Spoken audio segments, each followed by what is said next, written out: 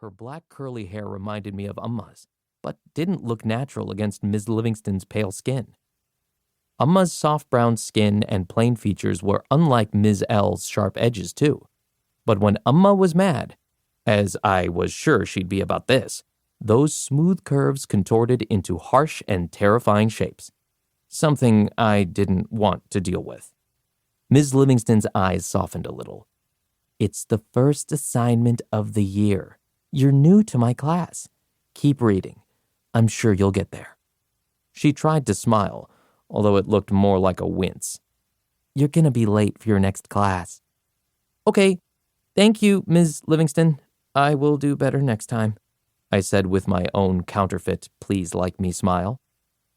In math class, Mr. K handed back our first quiz. 100%. I shoved it in my notebook, pulled out my language arts assignment, and read the poem again. "Nature's first green is gold, her hardest hue to hold. Her early leaf's a flower, but only so an hour. Then leaf subsides to leaf, so Eden sank to grief. So dawn goes down to day. Nothing gold can stay." The assignment dimpled on the sides from my sweaty fingers. Wasn't this poem about changing seasons? How on earth did I mess this up? If only Rupert was here, I mumbled to myself. Amma and Appa were going to lose it again. Rule number 3 in the Anthonipillai household. Straight A's only. The bell rang, signaling lunch, and I hadn't paid attention to a word Mr. K said. Oh well. At least pre-algebra was like breathing to me. It came naturally. Unlike understanding English, apparently. 2. The schoolyard sprawled 1 block from the back of the school to the main road of Bridge Creek. I settled into my regular spot way in the back, along the chain-link fence.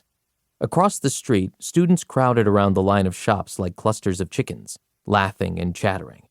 Scary Al's face appeared through the front windows of his convenience store as he plastered posters onto them about Mercury Bar's latest 25th anniversary contest.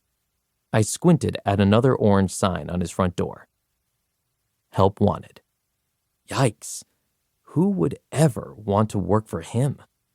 The front door opened, and Jacob Underson walked out, his jacket wrapped tightly around him. His goons, Brad and Eric, followed closely behind. They stopped in front of Pearl's Pizza, and Jacob pulled out what looked like a Mercury bar from inside his jacket. They burst out laughing. I would never understand why a guy as rich as Jacob stole so much. I opened the reused grocery bag Amma packed my lunch in and watched the group from across the street.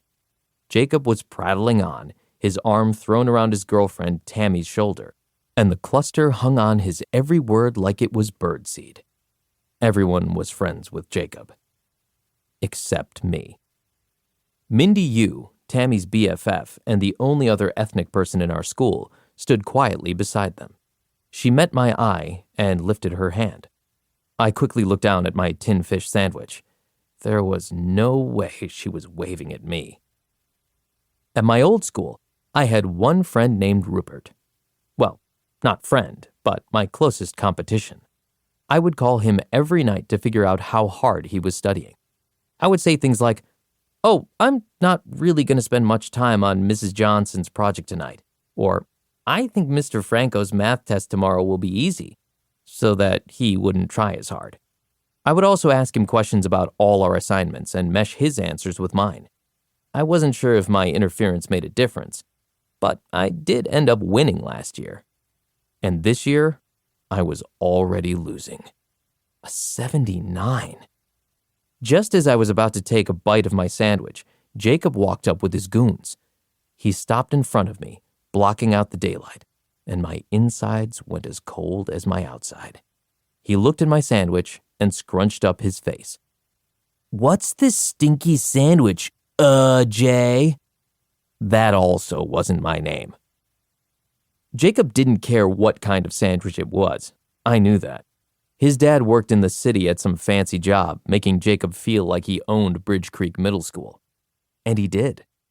He had been the one I was supposed to impress, and somehow I messed it up the